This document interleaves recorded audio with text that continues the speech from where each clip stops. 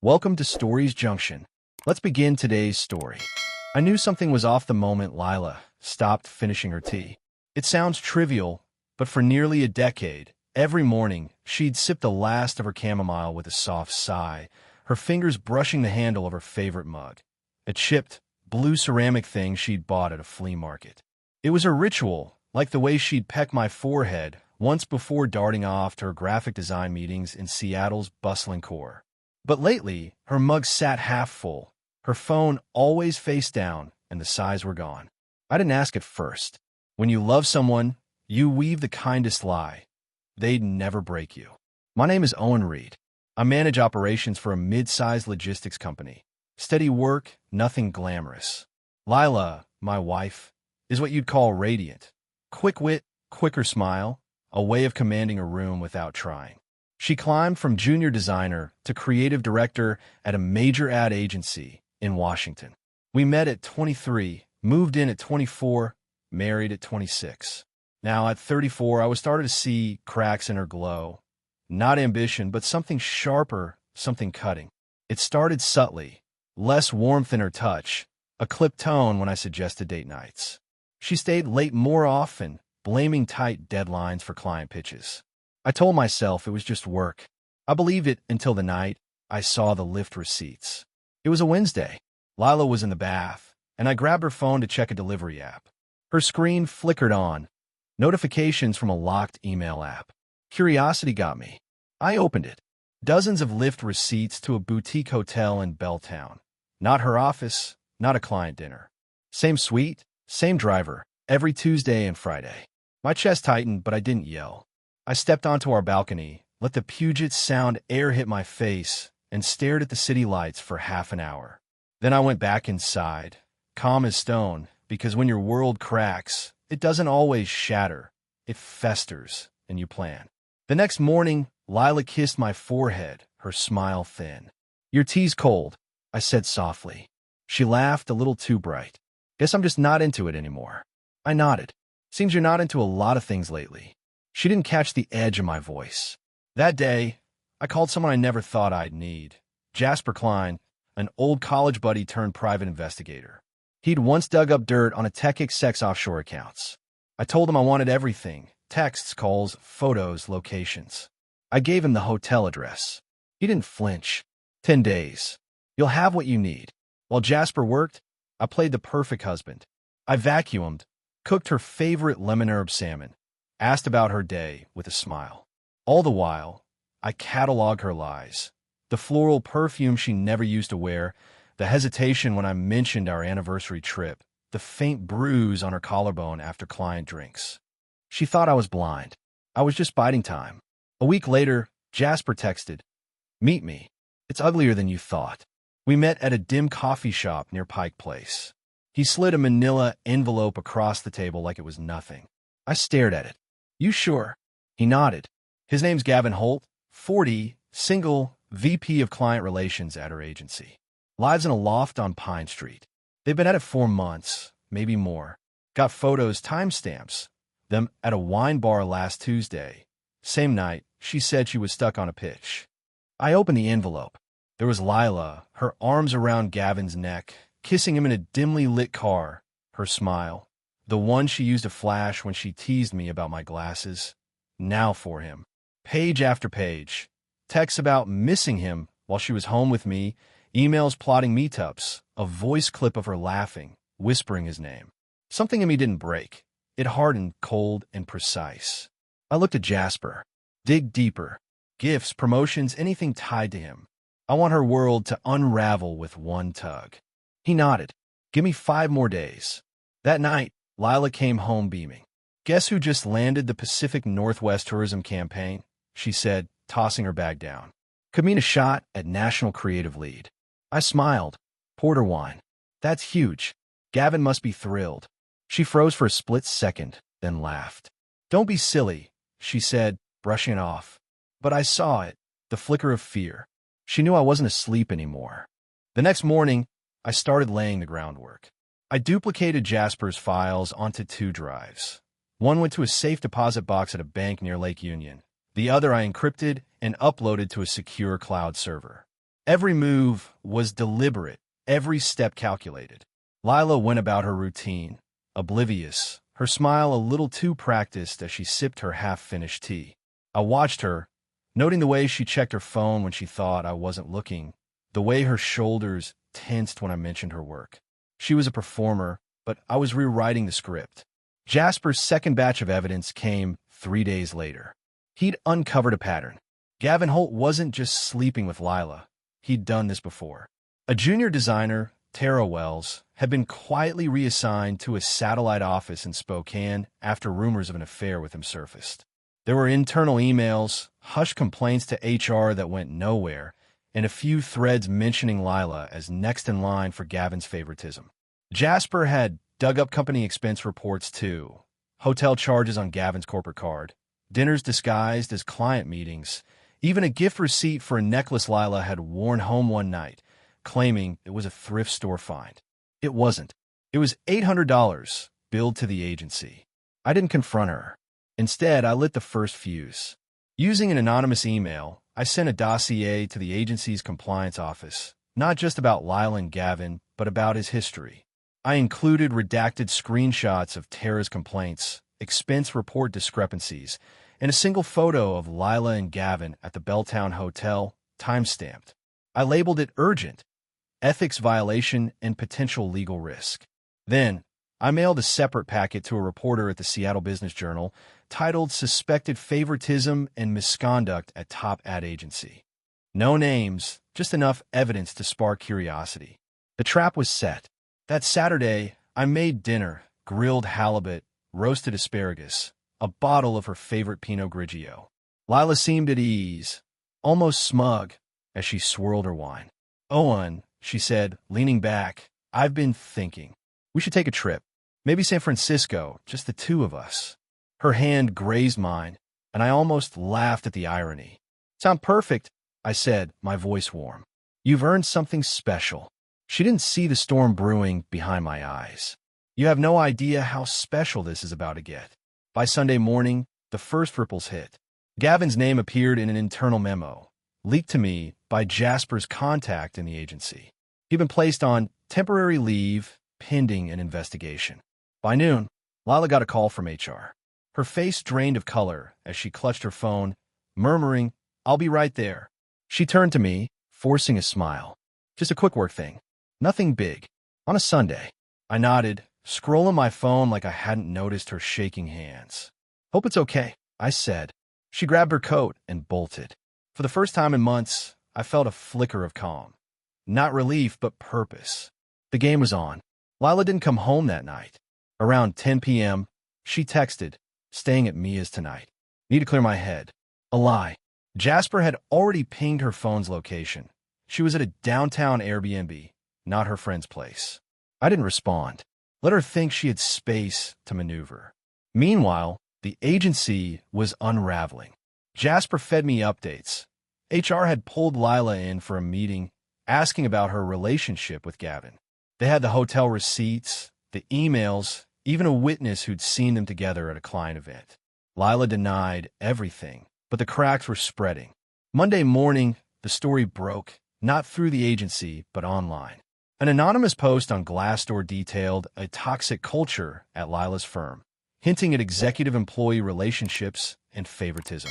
It didn't name Lila or Gavin, but Jasper's leaked photos were attached, pixelated just enough to avoid lawsuits, but clear enough to fuel speculation.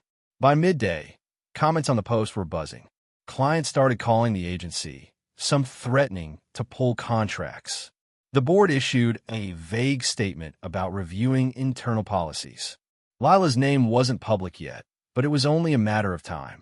That night, she came home looking like a shadow, eyes red, hair messy, her usual polish gone.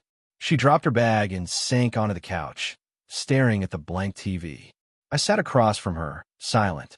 Finally, she whispered, "I've messed everything up. Owen." I didn't bite.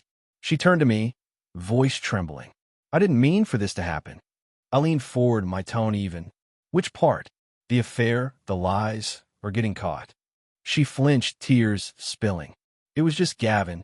I was lost. You're always so steady, so predictable." I needed something else. There it was, the truth. She didn't cheat because she was lonely. She cheated because I was safe, and to her, safe was boring.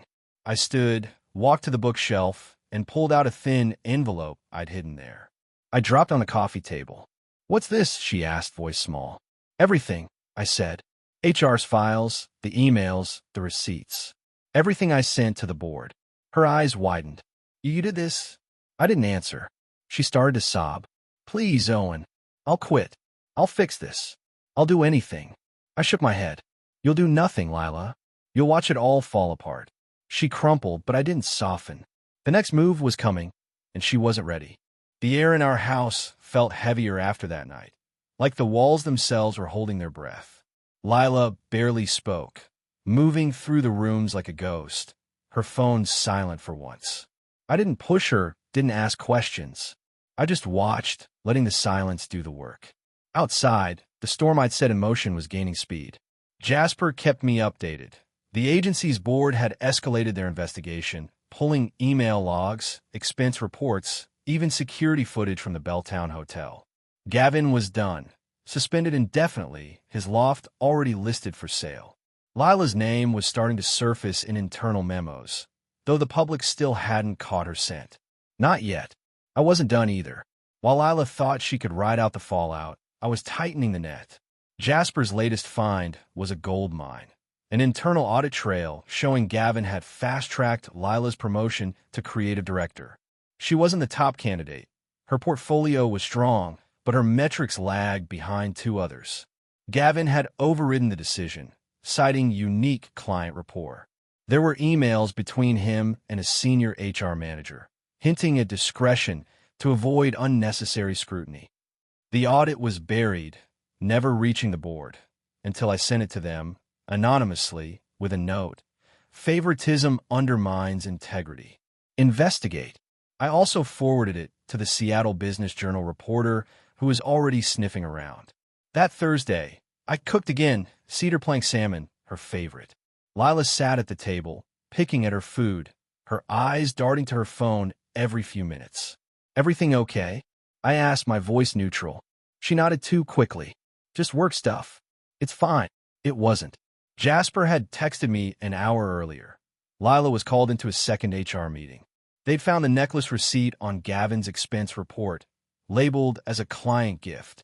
She claimed it was a misunderstanding, but the timeline didn't add up. Her confidence was cracking, and I could see it in the way her fork trembled. Friday morning, the Business Journal published a piece. Ad agency faces allegations of favoritism, misconduct. No names, but the details were damning. Executive relationships, questionable promotions, buried complaints. Social media lit up. Former employees posted cryptic comments on LinkedIn, hinting at a toxic inner circle. Clients started pulling back. One major retailer canceled a campaign outright.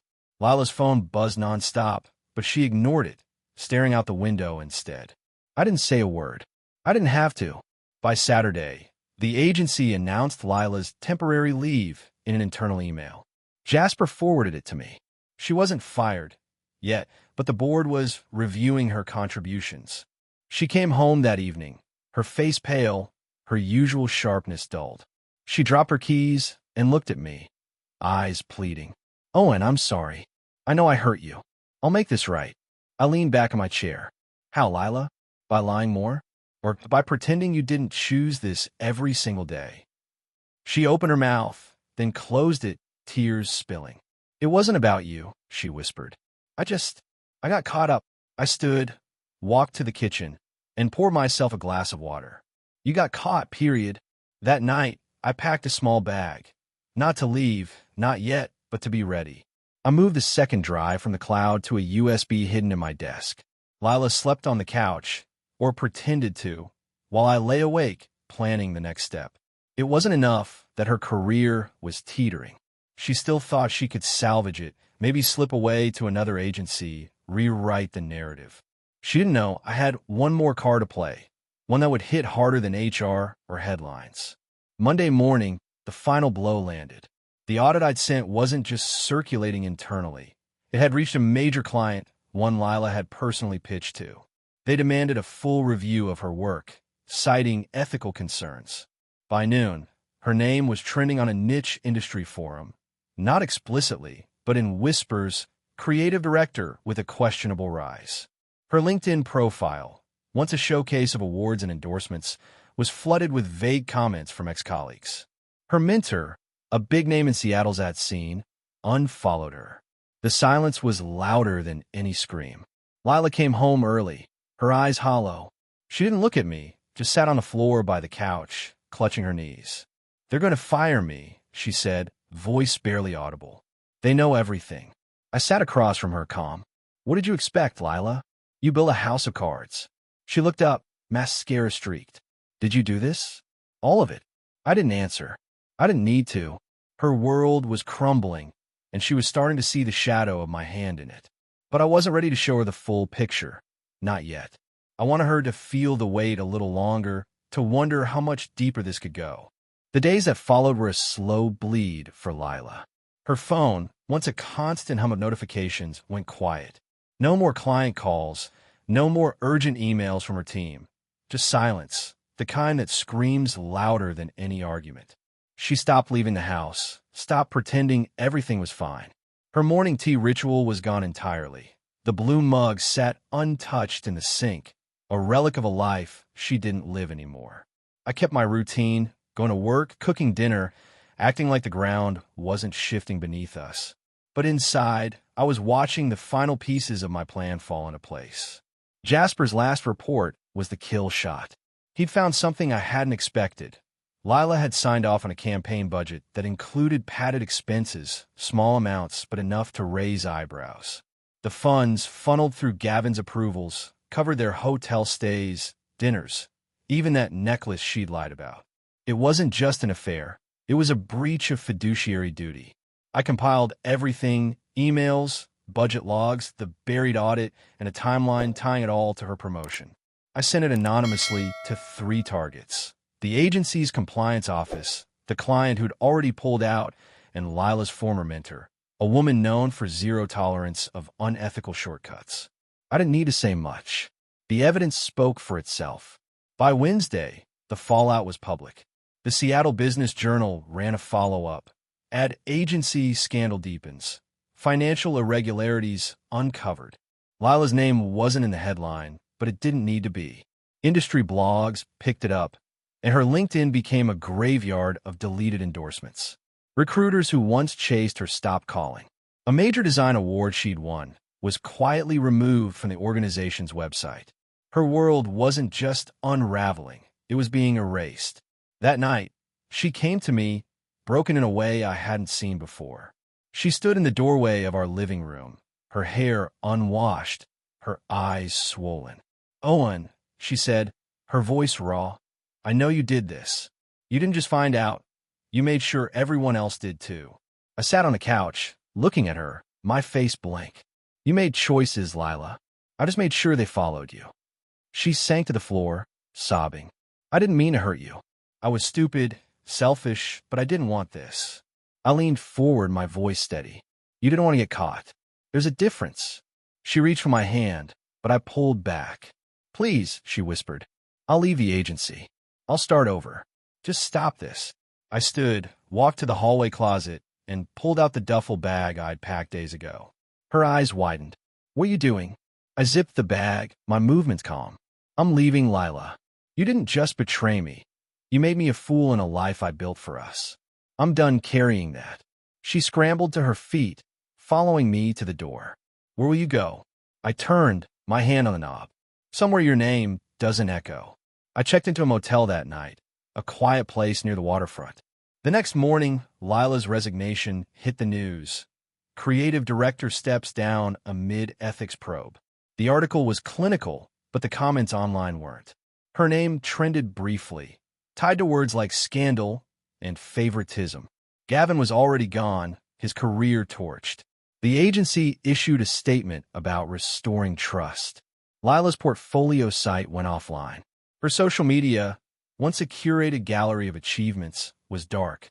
I didn't feel triumph, just a strange, hollow relief. It wasn't over, not quite. I had one last move. I waited 2 weeks, letting the dust settle. Lila tried calling, texting, even emailing for a new account. I didn't respond. I was already planning my exit, not just from her but from Seattle. A job offer had come through, one I'd applied for on a whim months ago. Operations manager for a green logistics startup in Bellingham, a quiet town an hour north. It was a fresh start, a place where my name wasn't tied to a story of betrayal. I accepted the offer, signed a lease on a small apartment, and started packing my life into boxes. Before I left, I sent one final package. Not to the agency, not to a reporter, but to Lila's sister in Tacoma. Inside was a single USB drive with the full dossier. Every email, every receipt, every photo. I included a note. She needs to face this. Don't let her rewrite it. I didn't sign it. I didn't need to. Lila would know. It wasn't about cruelty. It was about ensuring she couldn't lie to herself anymore. She'd built her castle on sand, and I'd let the tide take it. The night before I left, Lila showed up at the motel. She looked like she hadn't slept in days, her eyes wild, her voice trembling. "You destroyed me, Owen," she said, standing in the parking lot. "You didn't have to do this." I stepped outside, my bag slung over my shoulder. "You destroyed us, Lila. I just made sure you felt it."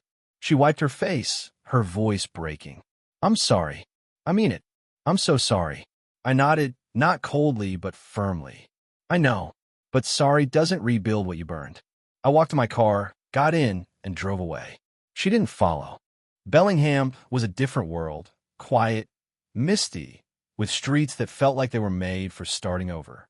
I settled into a small cottage on the edge of town, nothing fancy, just enough space for me and a new beginning. The job at the logistics startup was straightforward. Good people, honest work, no shadows of my past trailing behind. For the first time in years, I felt light, unburdened. I started running again, early mornings along the bay, the cold air sharp in my lungs. I cooked simple meals, read books on the porch, found a trail that ended at a cliff overlooking the water. Every Sunday, I'd sit there with a thermos of coffee, finishing every drop, reclaiming the rituals Lila had tainted. Lila didn't reach out again. I changed my number, my email, my everything. Jasper sent occasional updates, though I hadn't asked for them.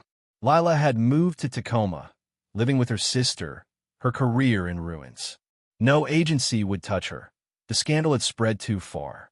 A small marketing firm offered her a freelance gig, but collapsed when someone, Jasper didn't know who, leaked the audit to their HR. It wasn't me. I'd already let go, but her choices kept echoing, a ripple effect she couldn't outrun. Her social media stayed dark, her name a whisper in industry circles, a cautionary tale. I didn't date, not at first. I needed to know who I was without the weight of her betrayal shaping me. Bellingham helped. My coworkers didn't pry. They invited me to trivia nights, shared beers, laughed without agenda. A barista at the corner cafe started remembering my order, black coffee, no sugar. A fisherman at the market gave me a discount on salmon just because I looked new in town. Small kindnesses stitched me back together, not as the man who'd loved Lila, but as Owen, whole on his own. Then I met Clara. It was at a local book swap, nothing dramatic. She was a librarian with a crooked smile and a habit of asking questions that cut through small talk. When she knocked over a stack of novels and laughed, unembarrassed, unpolished, I felt something shift. We started talking, first about books, then about life. I told her about Lila, not the whole story, just enough. She didn't flinch or pry. She just listened, then said, "You didn't deserve that. I'm glad you're here." Her hand brushed mine, and it didn't feel like a performance. It felt like home. Months later, a letter arrived at my cottage. No return address, just my name in Lila's handwriting. I opened it, expecting anger or excuses. Instead, it was 3 pages of regret. "I lost everything," she wrote, "but the worst part is knowing I broke the one person who saw me for me. I don't expect forgiveness. I just need you to know I'm sorry, not just for what I did, but for who I became. I hope you found something real." I read it once, then folded it into a drawer with old receipts and spare keys. I didn't need her words to close the chapter.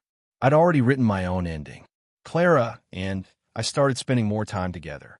She'd bring me coffee on the trail, tease me about my running shoes, share stories about her life that didn't demand anything from me. One evening, as we sat on that cliff watching the sunset, she asked, "Do you ever think about her?" I looked at the water, the way it caught the light. "Not anymore," I said. "She's just a story I used to tell myself." Clara nodded, her hand finding mine. The silence between us wasn't heavy. It was enough. Lila's life, from what I heard, stayed small. She took a low-level admin job, something far from the spotlight she'd once chased. Her sister tried to help her rebuild, but the industry had closed its doors. Her name carried too much weight, the wrong kind. I didn't gloat, didn't check her profiles, or search for updates. I didn't need to. My revenge wasn't in her ruin, it was in my freedom. I let her live with the rubble while I built something new, something untouched by her shadow. As I sat on my porch one morning, coffee in hand, the mist rolling over the hills, I realized what peace really meant. It wasn't silence born of pain or plotting. It was the quiet of a life I'd chosen, surrounded by people who saw me, not the story I'd survived. Lila's apology, her fall, her everything. They were just echoes fading in the distance. I'd given her a storm, but I'd kept the calm for myself. And that, I knew, was the ending she'd never see coming.